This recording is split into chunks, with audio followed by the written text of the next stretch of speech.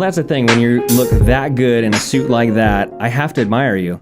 Greetings, Red Tie community. It's the bald guy in the red tie, John Butler, with a very special human being. What was your name again? It starts with a T? Yeah. Troy Sage. Yeah, or T-Roy. Ooh, T-Roy. Yeah, back at home, sometimes I go T-Roy. But that's and where is home? Detroit. Detroit? In the suburbs thereof. So 8 Mile? Been there a lot of times, yeah. Is it really as bad as they say it is? It's 5 Mile is worse. Ooh. Yeah. So is it like one of those things like the lower the miles, the worse it gets? Yeah, because you get closer to the city, and then you get closer to the riffraff, and you get closer to, the stuff that's not so cool. So your name changes by the mile that you go. So it could be Troy in one area, and then it'll be T-Roy. Yeah, and at 32 Mile, it's Sir. Yeah, Sir. Okay. Yeah. That works. Yeah. Well, ladies and gentlemen, we have a very special guest. We have Mr. Troy Sage, one of my idols, I guess you could say. I've looked up to you in this real estate business for a very long time. I remember when I first got licensed in real estate in 2008, 2009, I was showing homes. And I kept seeing this guy, and he said that he was covered with all angles. I said, whoa, this guy is a mathematician, geometrically correct in every way possible in real estate. And then finally we got to become friends, and you're just a really cool guy. Thank you. So now you're on the first episode of season 2 of the Red Tie Community. And you know how much I admire and love you. So this just happened. This really did. Like a couple minutes ago, you're like, hey, can we sit down and talk a little bit? And I'm thinking we're going to go have lunch, and instead I get the honor of being here. So I'm very excited. That's the John Butler method. I literally just throw people in the seat and say, come on, we're interviewing. Okay, This is happening. Yeah, it's cool. Here's a microphone, and here's a camera, and here's a whole bunch of lights. What do you think of the studio, man? I love this studio. Isn't that cool? Yeah. You like the backdrop? I love all of it. Yeah. Yeah, this is, I can't even put it to words. I'm so excited. It's impressive, man. Yeah. And it's in our office. Yeah. At Signature Real Estate Group, located on Los Alamos Road. That's right. But man, I'll tell you what, 2019 is starting off with a bang here. We're recording this currently. It's about February. And there's been a lot of changes in the past 60 days for both of us. Yeah. And so I'll let you start off. How has your life changed, Mr. Troy Sage, in the past 60 days? Life's changed a lot. We won't get into the personal side, but professionally. Professionally, yeah. I've got my second team in Arizona, majorly kicking butt. Super proud of my business partner out there. We launched in March of 18, and my business partner sold 15 properties before the end of the year, which is unheard of. Yeah. Here in the Temecula Valley area, we changed offices, came here, and did it for a kind of a fresh start. Yeah. Nothing bad before, but I really was looking for some synergy. I was really looking to work more hand in hand with more agents. You're here. I got other friends here. And these are people that I've always stayed in touch with, and we fed off each other. And I thought, well, what better time than now to just be in the same building? I 100% agree with you. And I, too, so we were both at the same tribe a few months ago. And I'll call it in real estate, it's all different tribes, same brokerages, we're all doing the same stuff. But every brokerage or every tribe has their own vibe to it, if you will, right? So no complaints at the previous one, but there's something special happening at Signature Real Estate Group. There's a certain momentum, there's an energy, a synergy, as you call it. And when you look at the roster, you start to see why a lot of the heavy hitters are over here right now. And so when I found out you were coming over, I was like, woo! It was a party. No, that's cool. It's a party that's about to begin. I'm very grateful and humbled in this business on a daily basis. And some years we sell 100 homes, some years we sell 50 homes. Back during the short sale era, there was 200-300 homes would go through my office in a year. That's insane. Not that we listed every property, every buyer, but we negotiated for a lot of other agents. And to take that and look at that from 2010, 11, 12, 150, 200 transactions in a year, and then end 18 with like 50 closed transactions, boy, you really have to look at yourself and look at your business and go, what am I doing? And am I still doing the right thing? Am I still helping people? Yeah. And boy, I was really a little depressed in December. I'm looking at numbers and I went, wait a second, the whole market, it's not just us. It's not just us agents or lenders. The whole market is down 28 to 36%, depending on where we're at. Wow. So not bad. So I went, okay. So at least we're still grinding. We're putting in the time, Yeah. and our focus has always been how many people can we help this year. Yeah. So that's what I'm feeling here as well. Well, you've always had that servant heart, that spirit to you that you're here to serve. And anytime you put the client's needs in front of yours, as it should be, that's when success happens. And I think, you're a true testament to that. Thank you. And so being over here at Signature Real Estate Group, Susan Ebert, broker extraordinaire, nobody has more energy than Susan I don't think so. Ebert. I don't think so. She is an exciting person, isn't she? Yeah.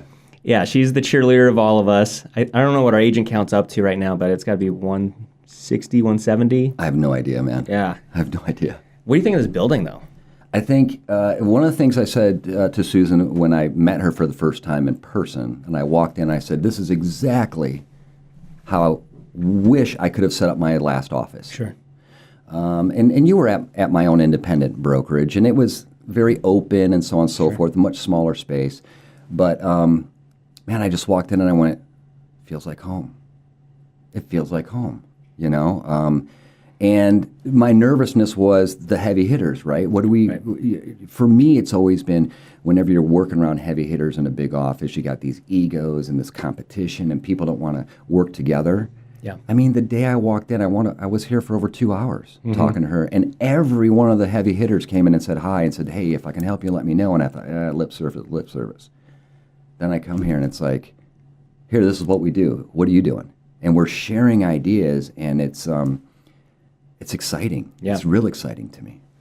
And that's one of the big discouraging things in real estate, I think, for a lot of new agents, right? Is they get into it, with the wide eyes, and they watch the TV shows and $1 Million Listing, and you're going to sell houses by the pool and drink coconuts and stuff like that. Yeah. But then you get into it, and you're like, wow, real estate's a lot harder than it looks. You actually have to generate business, but then so you reach out for help, right? And you're like, well, how do you do that? And years past, it was very much a protective, well, I'm not going to share my secrets with you kind of thing. But here at Signature Real Estate Group, those walls are completely torn down. And it really starts from the top, because that was Susan's heart from the beginning, was to have that transparency and that sense of synergy where everybody just comes together and they help each other. Because, as we all are blessed, it just continually blesses outwards kind of thing. And, that's the fun part of that. So what would you say you've learned so far since making your transition here? Is there any golden nuggets that stand out? I think for me and for my team here, it's been more the confirmation. And we're just reconfirming the fact that if we work really hard and we constantly reach out to help people, we're going to stay busy. Yeah. And I think, the last tribe, I think we just became complacent. Yeah. We wait for our phone to ring. We go out and do some open houses. We call some people. And then, this is what I told my team before we came over here. I said, this is what I'm going to do. And if you guys want to come with me, you're welcome. And if not, good luck. I love you guys, but I need a change. Yeah. And I thought for sure my team was going to be like, not going, man. We're staying right here. And it wasn't even a 3-minute conversation. So again, I'm extremely grateful and blessed that they said, yeah, we're going to go with you. And I said, okay, but I want you to remember this. You will sink or swim in this office. Yeah. And they said, how's that? I said, because these people work. Yeah. And you're not going to go down the agent bay and everyone's talking about the latest wine or the latest handbag. These people are working. And it's exciting now to see my team because they've been very successful. Right. In the past couple of years, they've kind of been like, well, hey, it's okay if we only do 50 sales or 40 sales. And now, just yesterday, I said, okay, where are you guys at? Now, we know the average agent, especially a new agent, sells a couple deals. If they can get 5 in a year, they're outstanding. Right. 50-some% never sell one transaction in their first year, right? National Association of Realtors. One of my team members says, I'm going to sell 87 properties this year. Wow. I go, that's your goal? Now, I'm going to fall out of my chair because that's more than what the whole team sold last year. Yeah. And then my other guy, I have 2 agents right now in this office with me. Another one says, I'm going to do 47, and he's brand new. So I looked at them both, and I said, if you guys sell what you say you're going to do, I will buy you brand new cars cash. Wow. I will take all the proceeds that I make off of whatever you do, and I'll buy you new cars cash. And I'll sit back and start smoking cigars because I won't have to work. It's a joy being a team leader, yeah? Yeah. Well, besides the other work, right? Yeah. But what I want my team to do is just be successful and achieve whatever goal that they set in front of themselves. Yeah. And it's hard work to sell 2 a month. Mm-hmm. It's really hard work to sell 3 a month. And my system has always been set up that if you sell 1, you're paying your bills. You sell 2 a month, that's covering your taxes and a little bit of savings. And 3 a month, you got retirement. Mm. And coming back to the office here, when I was talking to Susan about it, she says, well, my whole thing is this, Troy, is I want to support you. I want to help you build your business to whatever level you want. And if you fall down, I'll help you get up and wipe off your knees and keep going. And if you ever decide to quit, I'm going to tell you how absolutely ridiculous you are and remind you that you're a great human being and that you're good at this business. And I think that's what my team and I really needed, was someone to stand next to us, not in front of us and not behind us, but next to us to go, I believe in you, and if you need help with your system, I'll help you. And that's what I'm getting from everyone in this office right now. You summed it up nicely, perfectly. I can't even, it's perfectly the way you worded that, because Susan is that embodiment of the cheerleader that comes alongside you and reminds you of who you are, but then also peeks into your soul and says, this is who you're going to be, kind of thing. And, I started my whole career with Susan back in 2008, and she absolutely revolutionized and changed my life. And I'm just so grateful to be back home, as she calls it. Yeah. And she's an exciting person, man, so it's going to be cool. So what do you have going on for, like, video and production kind of stuff? Are you, because you were a big hitter in the videos, and you're a big producer of all that stuff, so are you still doing that, or are you switching gears? No, I'm still doing it, and I want to thank you for that as well. You inspired me when we met years ago because you did so many videos. And as I was training agents at another brokerage about doing video shoots and really promoting properties and promoting yourself, right. Real quick funny story, at one of the offices I was working at in 2007, I did a class, and I said, I made a mistake. I was taking pictures of homes, and I hit video on a mistake, and it was the best mistake I ever made. Right. I offered to take any agent out with me, and I would show them exactly what I did. 5 agents went out with me. Yeah. 3 of them lasted 1 home. The other 2 lasted 2 homes, and nobody shot video ever, and no one of them still in the business. Wow. So here's what I'm doing a little bit different, and I want to thank you and the other agents that promote via video, because I watch you guys and we feed off each other, which is cool. Yeah. What I learned is that this year I'm doing much shorter videos. Yep. Much shorter videos, and I don't have to always be serious. And that's something that you told me before. Yeah. Like, dude, man, you have a funny side to you. You're not always business. So I'm taking some of my quirkiness, and my team, everyone's got a little different personality. They're taking some of their quirkiness and funness, and we're adding that in. So now I'm doing full segments. For example, we just did one for sale by owners, risk and liability. Yeah. Well, when I got talking, as you can see, I can talk for an hour. Yeah. And we did 10 minutes of random talk between me and my business partner in Arizona and cut it up into 4 1.5-minute segments. Perfect. So that's what I'm learning, is that has much better impact than somebody wanting to listen to me flap my gums for even 5 minutes. Yep. So I'm focusing on that. We've upped the ante on our marketing for our listings. I brought in not only the pictures and the drone, but we're doing more video while we're in the home, and we're going to play with it. Is what we're going to do. That's awesome. We're going to change a lot of stuff around because it's 2-minute video on YouTube. Well, and so you're hitting it right on the head. I'm glad that you're bringing this up because, like, for example, this video might be 20, 30 minutes long or whatever, but this can be chopped up into maybe 20, 30, 40 different videos kind of thing, right? Mm-hmm. And so then you have more breadcrumbs on the marketing cyber world of the surface. But then, people, they generally don't want to watch a 40-minute interview kind of thing. But if they get a little taste of it and they go, oh, wait a minute, that Troy guy, he's pretty interesting. T-Roy, right. So they'll click and they'll listen to the whole thing kind of thing. So yeah. I love video just because it's an evergreen product. Like, the video that you're talking about when we first met at Richie's kind of thing, that's still floating out there somewhere, right? Yeah. And so, people will invest into flyers and marketing brochures and stuff like that. But when you have video, it conveys your personality, your heart, your soul. Like, people can get a lot from video. Whereas, the flyer, everybody's got the perfect pose. Right. Yeah, there's one of 5 photographers in town, and they all had the same pose. So I remember I went to one of them and she was wanting me to do that kind of thing, and I was like, I don't want to do that. And so I did the thumbs up kind of thing, and that's what became the circle cartoon logo. Yeah. And she's like, she wasn't very happy. But hey, it's differentiation in marketing, and that's the key of branding, I think. I agree. And one of the things we talked about at our first meeting was, I think you were asking me some of the same questions. What are you doing for marketing? What are you doing for this? And my key thing has always been, in the 32 years I've been doing this, I want to do something no one else is doing. Yeah. So when in 2005, when I started here in Temecula, everyone started doing postcards. They were making money hand over fist, right? We had part-timers making $100,000 a year. So I was like, I'm not going to do that. I'm going to knock on doors. So I started my career by just putting flyers on doors every morning at 5:15 in the morning until about 7 o'clock. And then when everyone started doing flyers, I went, oh, I'm going to do postcards. So I always try to think a little bit different, because I think you and I can agree to this. Even at where I live now, I get 10 to 15 pieces, maybe once a month, maybe twice a month, from agents that do these one-shots, right? And I go, oh, okay, I have no idea who this agent is. Oh, I know this agent because they've been branding here forever.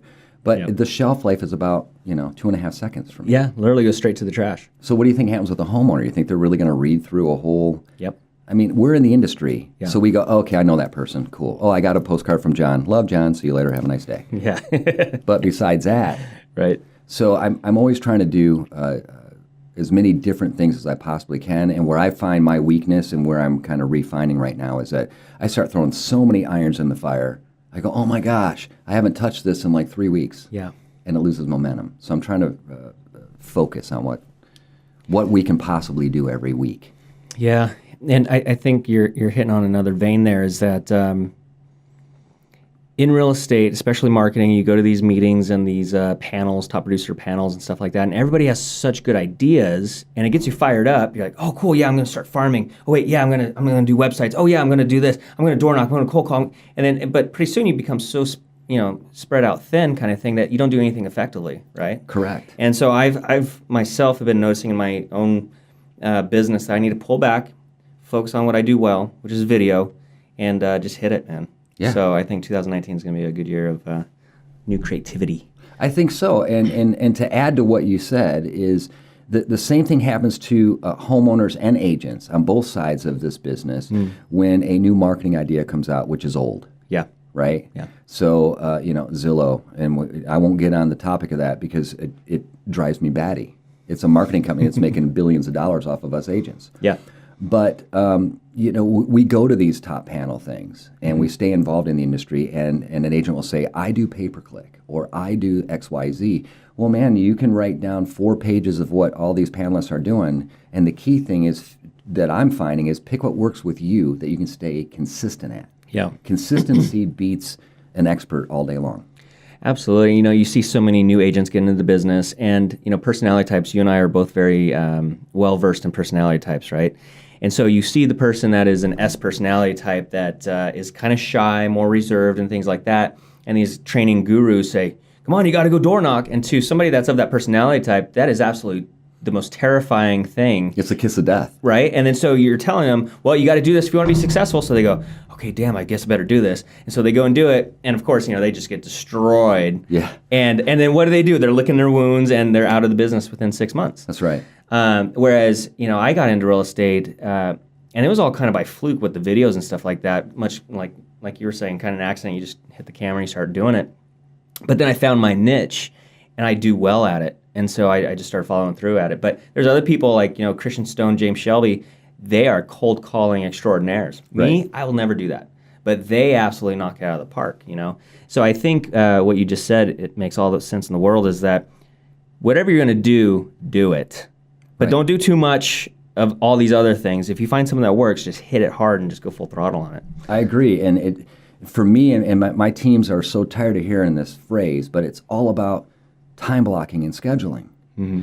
It's amazing when you look at your schedule. So what I do with my team, as an example, when I bring in a new team member, I say, here's a calendar, Sunday through Saturday. Fill in what you do every day during that week. And I call it the Swiss cheese effect. So wherever they're not doing stuff, whether it's dropping kids off at school or church on Sunday, wherever they're an open spot, that's where you're going to sell real estate. Yeah. And then I go, okay, so with a lot of new agents, what's happened is you start breaking it down, they got about 4 hours a day. Yeah. I'm like, well, you're probably better off going to Walmart. Yeah. Because you're guaranteed a check. 4 hours a day here isn't going to work. Yeah. But when you start peeling that onion back and you start really getting that time blocking in there, it's amazing what you can do in an hour. Yeah. It is absolutely amazing. When you set the phone aside and you say, I'm not going to respond to every single text message. I'm going to stay off Facebook. I'm going to, at lunch, I'll have a sandwich and jack around on Facebook. But when you really focus, here's an example. We do a lot of the same stuff that Christian and James do. Sure. Right? So we're cranking on FSBOs and expireds. And it takes a certain mindset to do that. Yeah. So if I wake up in the morning and I'm not feeling very good, I'm not going to call a for sale by owner right away. I'm going to call a friend and kind of get my mind wrapped around that, right? Well, so been saying this, and last week alone, one of my agents had 0 on her lead tracker. And in 1 week, she has 13 leads. She went through over 300 dials. Wow. Of which only 10 or 15 answered per day. Yeah. But when you think about that, and it literally took less than 90 minutes per day. 13 people now that between now and in the next 60 days are either going to list or buy with us. That's fantastic, man. That's So- how you get to that 87 mark really quick. That's Yeah. right. Yeah. So when you wrap your head around that, but just like you said, it's not for everyone. You're not going to do that. No. You have no desire to do that. 0. Right? I like it. It doesn't bother me. Yeah. Like, I maybe from where I grew up and music and all the stuff I've been through in my life is that, rejection to me is a standard gig. Yeah. How many no's for a yes? Yeah. And I think what homeowners, not to veer from where we're going with this conversation, but homeowners are so used to hearing the same script from agents that it's hard for us to break through that brick wall to go, look, we really are different. Yeah.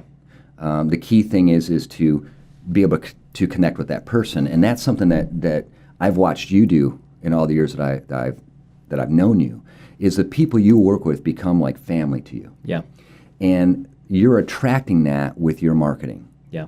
So by the time you sit down and get ready to show them a home, or if you're listing a property, it's not like what some agents think or homeowner. Oh, I'm gonna come up with a flip book and go, "Oh, this is what we do." You're just having a conversation like this. Yeah. It's about trust and reputation. Yep. You hit it right on the head because I literally have been in this business for over 10 years now. I don't have a listing presentation. I just don't. Right. The calls that I get are the come list me phone calls. So I'm not competing against 3 other agents and stuff like that. And so my whole approach to this business was to be entertaining, to be informative, to be empowering, right? Because I want to attract people with the entertainment. Who's this guy that wears the same thing every day? And Right. you can pick me out of a crowd, right? So I got that going for, sure. me. Yeah. When there's 5,000 real estate agents just in this area, it's good to stand out in the crowd. And then people hear of the reputation, they hear the stories and stuff like that. So by the time they've come into my my world, my red tie world, my red tie community, Yeah. they already know that, hey, that's my guy, kind of thing. It's your tribe, man. Yeah, it's my tribe, and so thanks for saying that, Troy. Appreciate that. It is, and it's always been exciting for me with you and other agents that have gotten the business maybe when it was a little bit busier, and then watch them morph into this rock star business owner. Yeah. To go, I'm serious about this. This is not a shot in the dark. I mean, we could tell stories on this episode for a month of all the people that come in with high expectations and then don't do anything. They flare out within 6 months. Yeah. If even. Yeah. Right? Yeah. So it's exciting. And that kind of comes full circle to why I'm here as well. It's exciting to be around people that are reinventing themselves. Exciting to be around people that we're all willing to take that arrow in the butt to try something and go, oh, that didn't work, and then share that. And not necessarily say it's not going to work. Say, here's how I did it. It didn't work for me, but it might work for you. Exactly, because when you share that story of what didn't work, maybe there was that one element, and then somebody else will come through and be like, okay, well, I'll just tweak that one element that works better for their personality or style or whatever it might be, and then they shoot off like a rocket to success. So yeah, it's all good stuff. And it's just like the calls you were talking about with some of the other agents here. I've had people tell me that have been on my team in the past, and other agents that never joined my team because I said, this is what we do. And they go, oh, you never make any money with that. Really? This guy sold 150 last year. This guy sold 95 last year. Yeah. And he doesn't work weekends anymore. Yeah. And he decides to work 3 weeks out of the month. Yeah. So you don't have to take that path. But it's a path that works. Yeah. But it's working for these guys. Yeah, exactly. Right. Right. Yeah, I don't know, man. It's going to be interesting to see 2019. I'm afraid to open this can of worms here, but I think... but you're going to do it. I'm going to do it. Okay. You always have an interesting perspective on things. You cannot listen to the radio or watch TV without watching or hearing about Purple Bricks, Open Door, the iBuyer programs. I don't know about you, but I'm already seeing the backlash. Consumer beware, right? You hear about Open Door and they say, oh, guess what? No showings. We'll just come and buy your house cash. 5-day close, 20-day close, whatever you want, Mr. Seller. Okay, well, they come in. They're going to evaluate your property, the condition of it. They're going to lowball you, first of all. So if your house is worth $500,000, they'll say, well, we'll give you $450 cash, but don't worry. We'll get you closed in 3 days. And then they're going to take a 7%. Is it 7% now? It's 9.5% acquisition fee. Acquisition fee on top of the lowball price that they're already giving you. Correct. We did an experiment, and we've got videos out on all these companies. I bet you do. So I had a lot of fun with my business partner in Arizona, where she dressed up and act all goofy. Right. So she's a little bit more like it makes me break out in a rash if I have to be too goofy. Right. So my nephew was going to sell his home, and he says, Uncle Troy, will you list my property? And he said, oh, I contacted OfferPad, and they sent me over what my home was worth. And it was $15,000 above any highest sold property. Ooh. So they pulled comps in the neighborhood that were almost a year old. Okay. They send him the information. Once he accepts it, they now have an exclusive right to sell contract. Interesting. So I said, don't accept anything. There was a 9.5% acquisition fee. And in small print, it says, this is what we'll offer you cash, close in 10 days or sooner. Once you agree to this, then we're going to send someone out to analyze your property. So I said, don't sign this and send him out. So instead, he blew that off. We listed the property, sold it for more than what he thought it was worth anyways. We got him good money. Had a client call us 3 weeks later off the videos that we shot, and they said, not only did these guys jack us around, we lost our butt on the house, and we wound up having to rent now. We can't even buy another home. Wow. So what I've been saying for quite some time is help you sells for sale by owners has been around forever. I mean, let's go back 32 years when I first started doing this, and I was 20 years old. We had a pager, man. We were the bomb because we had a pager going to a payphone, right? Some of your viewers won't even know what the heck that is. Right. And we were always up against these, basically it was help you sell. Yeah. And we're in Detroit at the time. It was minimum 8% listing fee, 10% on land. But we're also selling $35,000 to $55,000 homes. Right. Well, you go up against a help you seller or whomever, and all these companies have done is put a different name behind the same concept. Yeah. There's they're hitting Arizona more than they are California right now, but there's a ton of them here as well, where there's flat fee services for $4,000. You as an owner take your own pictures. You handle your own open houses. We'll throw it in the MLS. Well, the agent just made $4,000. They don't care. Right. And they're doing volume, right? So if they get 10 a month, then that's $40,000 or whatever. I saw on Facebook last night talking about the Open Door and all these kind of online platforms. It's basically the technology version of the signs off the side of the freeway. Yeah. Buy homes, but we buy homes cash or whatever. It's the same learn concept. Real estate from an investor. 1-800 call me. Yeah, right? Call me, right. Yeah. So consumer beware. I know it sounds tempting and all this kind of stuff, but here's what I'm going to see, or I'm eager to see happen, because I'm predicting it, is that people want to poo-poo on real estate agents because unfortunately there's 90% of them aren't very good. I mean, that's 90-10 rule, man. Yeah, 90-10 rule. But they're going to want to get away from the real estate agents, but what's going to happen is all these lawsuits, the liabilities, like you're saying, the risks and all this kind of stuff. And so I think there's going to be this pendulum effect where, technology's great and fancy and all this kind of stuff, but then it's going to go, oh, these lawsuits are not worth it, and then go back to the professional side of real estate agents such as ourselves. So it'll be interesting to see that kind of ebb and flow of the business. I agree with that, and added to that, if I could, is that when I'm talking to for sale by owners, it's, I ask them quite honestly, how many homes have you sold in the past year? And most say none. Right. And then the next question is this, is how great are you at negotiating in an emotional situation? Right? Michael Jordan has all these endorsements and has for years. He has an agent for a reason. Yeah. Right? I mean, it's his logo. I mean, Nike basically, Michael Jordan is the poster child for Nike. Sure. They have his own line of shoes. All they did was made a logo for him. He didn't negotiate that because he would be emotionally attached to that. Right. Same thing with a home. And I know that you deal with this as well. You sit down with a homeowner and they say, hey, this home down the street just sold for $415. Mine's worth $450 because I have brand new doorknobs on every door. And I finally painted this is where little Johnny took his first steps, so that's $30,000 That's value. right. Yeah. That's right. And you go, well, when we break it down to this. So with these discount brokerages and for sale by owners is how good are you at negotiating an emotional situation? Right. How well do you know the contract? And even us in the business, we carry liability insurance. We carry errors and omission insurance because we're human. Things sometimes go wrong. For sale by owner doesn't. Yeah. There's a reason why. And one last thing about for sale by owners and these discount brokerages. These for sale by owners are getting their numbers from wherever. Mm-hmm. They might even be calling someone like you and I saying, hey, will you do a market analysis? We give them a market analysis, and they list it for sale by owner. Mm-hmm. And I usually call them back and you go, you're trying to get retail, and you're a wholesaler.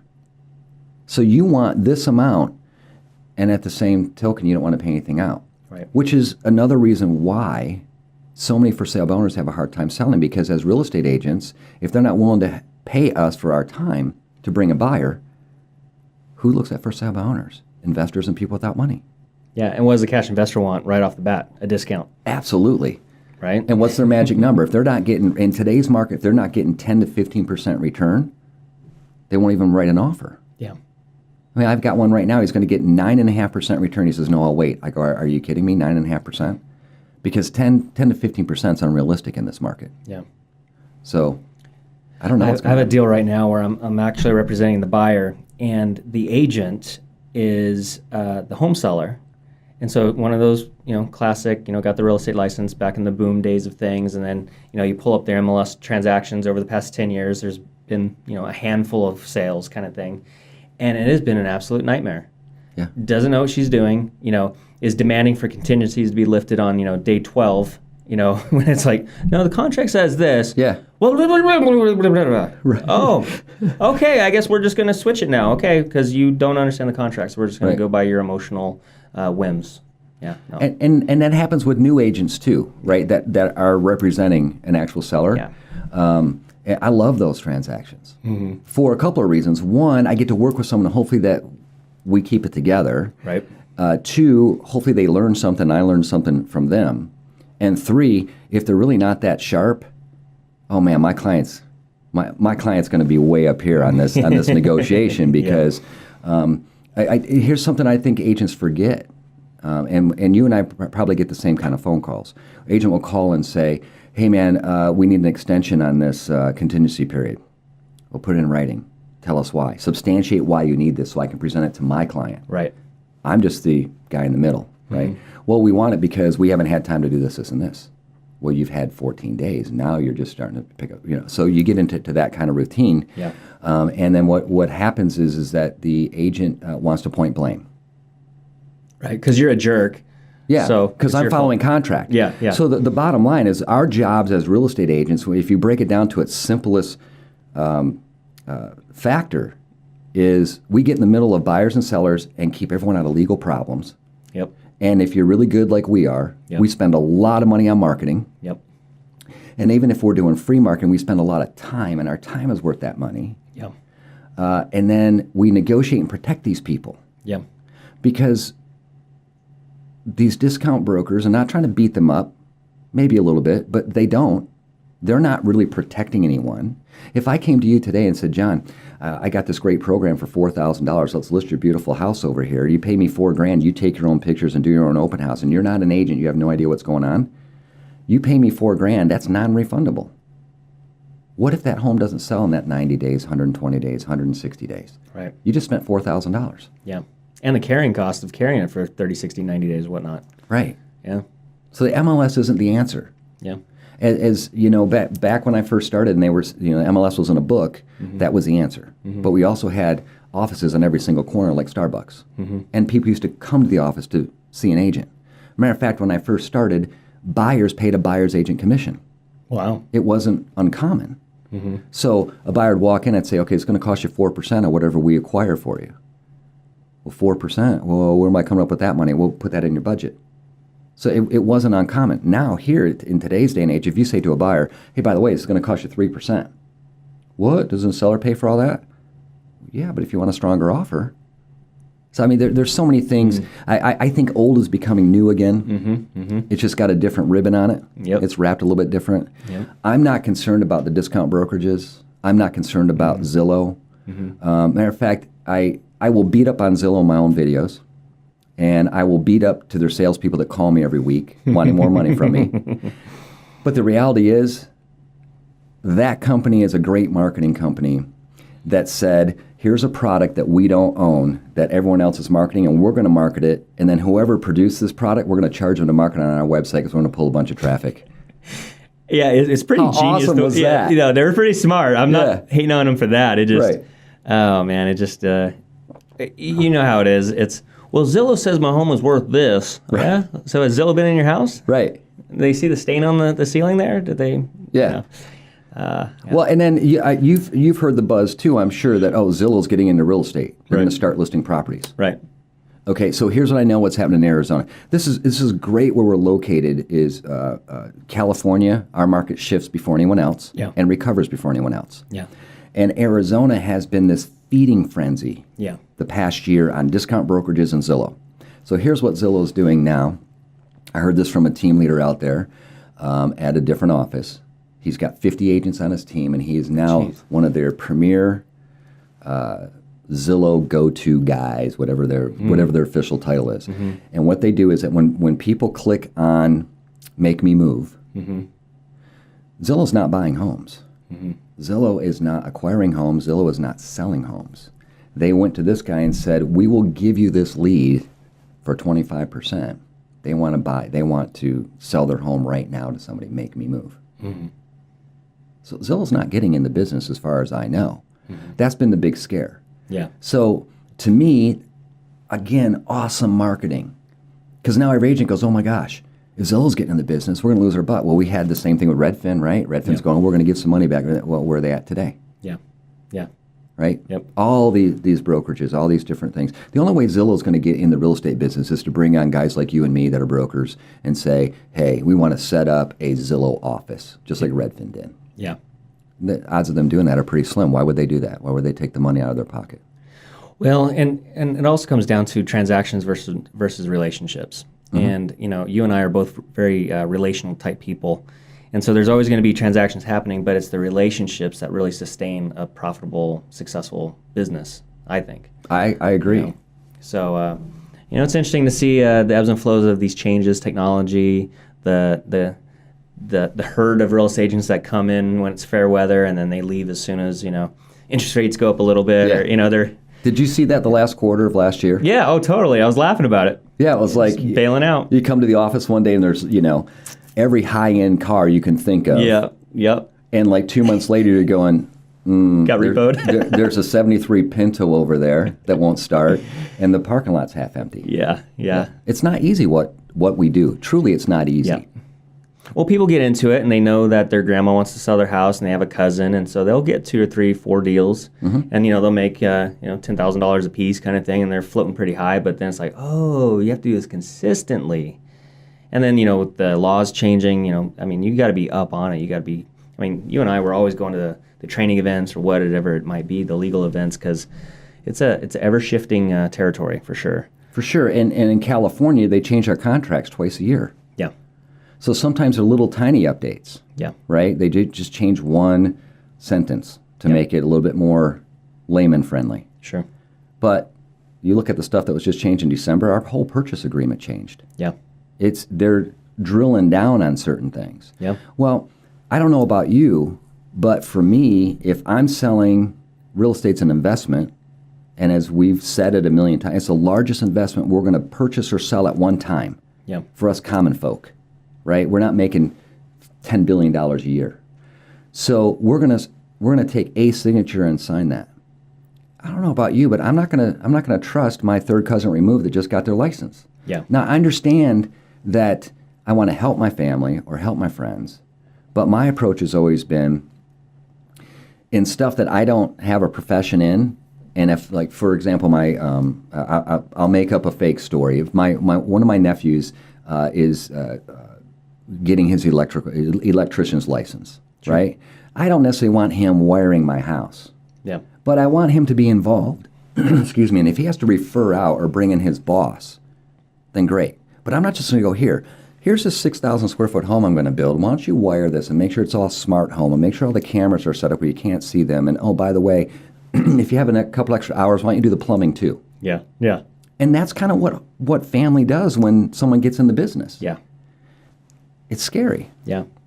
Well, and there's just tips and tricks that, us pros know of how to get a seller an extra $5, $10, $15, $20,000 just through certain negotiation tactics or strategies or whatnot. And, so the $3,000 that they might have saved with, the Help You Sells or the, those online platforms and stuff like that, it's like, okay, I'm glad that you saved that $3,000. He just lost out on 20. So that's correct. And we had one with your permission, I'll share this other story with you. Sure. You can edit it out. It Sure. doesn't matter. Yeah, of course. We had a gentleman who did a flat fee company, paid him $4,000 on a $312,000 home. Mm-hmm. So he's paying more than 1%. 90 days, 0 showings. He did his own open house. Nobody showed up. We saw him as a for sale by owner because that's how he came up on Zillow. We called him. And we told him, I said, I got the special deal, 0% commission. He goes, how you doing that? I said, I'm going to put you on an auction website. I'm going to ask the buyer to pay 5%. I said, sleep on it, right? He called me back the next day. I gave him our marketing booklet, and he says, I'm going to cancel with this company here. I'll list with you, regular sale, 5%. Couldn't get him at 6, but he already spent over 1%. So you got to have a little heart for people. Sold the home in 4 days for $318. He couldn't get it sold at $312. Mm-hmm, mm-hmm. He pocketed more money, had no stress. Yep. None whatsoever. So not only does that happen with for sale by owners, but just like what we were talking about is if my suggestion has always been this. If you have a family member that gets into real estate, number one, hope that they find an office like we're in that has true training. Yeah. And number two, if they've never sold a home before, it's in your best interest to ask them to work with a mentor. Or even if we had one last year where I was putting a deal together with some neighbors, and all of a sudden the neighbor said, oh, my niece just got into real estate, so she's actually going to list my house. And all. Okay, great. It was a disaster for them. Yeah. A disaster. Then it ruins that family relationship. It makes Thanksgiving dinners really awkward. Right. And in reality, what I said to that homeowner, I said, well, how about this? How about if I pay her a referral? Let's put a little bit of money in her pocket, and let me walk her through the process. Yeah. They didn't want that. Well, they paid for it in the end, which is sad. We all get education. Some people get PhDs in psychology, and some people become, brain surgeons. And we get like this PhD in real estate by doing it every single day. Our degree cost equal to going to Harvard. I'll guarantee Absolutely. it. Absolutely. And, I'm sure you'll say this as well, is that the value in your knowledge is not necessarily from your successes. It's from when the deals fell apart or from when they were hard and what the things that kept you up at night. Oh, yeah. Right? It's easy to go through an easy transaction like, oh, yeah, high five, everything's good. Oh, yeah. But what do you learn from that? What you learn is when the contract gets down to the nitty gritty. I remember you and I had a deal a while back, and every line of the contract became very, very important. Oh, yeah. And you and I, we're best buddies, but you know what? We are true professionals, and so you're fighting for your side, and I was fighting for my side. But we were going tit for tat. Yeah. Well, actually, the days it starts That's right. here. It's That's right. But I'll tell you what, we both walked away high-fiving each other, and we both got the deal done. But that's truly how you learn that PhD level knowledge, I think. I agree. So. And I think what agents across the country forget is that we're just doing our job. Yeah.